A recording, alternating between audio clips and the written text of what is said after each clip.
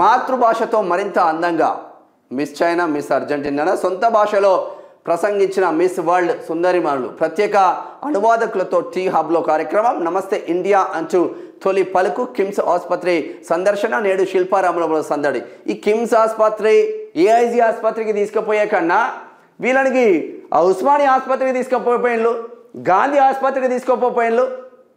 మన వైద్య సేవలు ఎంత అందంగా ఉన్నాయో చూపించవచ్చు కదా. గాంధీ హాస్పిటల్ తీసుకపోతే ఆ గేట్ కాడ నుంచి మొదలు పెడితే ఎవడు ఎక్కడ వంటాడో ఘోరమైన పరిస్థితులు ఉంటాయి. ఉస్మానియా దవాఖానా బిల్డింగ్ ఎప్పుడు కూలుతుందో వాళ్ళకే తెలియదు, పెచ్చులూడి పడుతూ ఉంటాయి.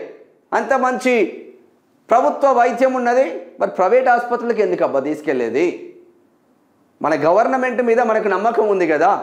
మరి ప్రపంచ సుందరిమణులందరి అందమైన ఉస్మానియా ఆసుపత్రి, అందమైన గాంధీ ఆసుపత్రి, లేదంటే వరంగల్లో ఉన్న ఎంజిఎం ఆసుపత్రికి ఎందుకో తీసుకుపోతలేరు? ఇక ఎలిమినేషన్ ప్రక్రియ ప్రారంభం. 6 విభాగాల్లో పోటీలు. ప్రతిభ ఆధారంగా 1 నుంచి 107 వరకు ర్యాంకులు. టాప్ 40లో ఉన్నవారికి చివరి వరకు పోటీలో, మిగతా వారు అవుట్ అంట. ఇక బుల్లెట్ ట్రైన్ ప్రాజెక్టులో 300 కిలోమీటర్ల వంతెన పూర్తి. అహ్మదాబాద్ ముంబై మధ్య బుల్లెట్ నిర్మితమవుతున్న వంతెన 300 కిలోమీటర్ల వంతెన పూర్తయిందంట.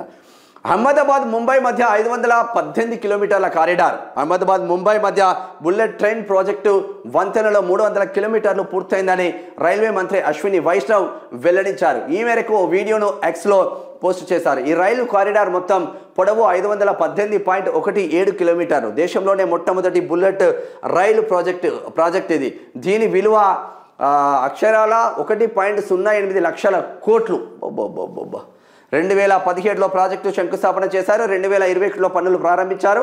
ఈ రైలు అందుబాటులోకి వస్తే అహ్మదాబాద్ నుంచి ముంబైకి 3 గంటల్లోనే చేరుకోవచ్చు. తొలి ట్రయల్ను 2026లో చేపట్టనున్నారు. ఈ రైలు గంటకు గరిష్టంగా 320 కిలోమీటర్ల వేగంతో ప్రయాణించగలరు. 320 కిలోమీటర్ల వేగం. ఇక నువ్వు ఏది అందుకోదు పో.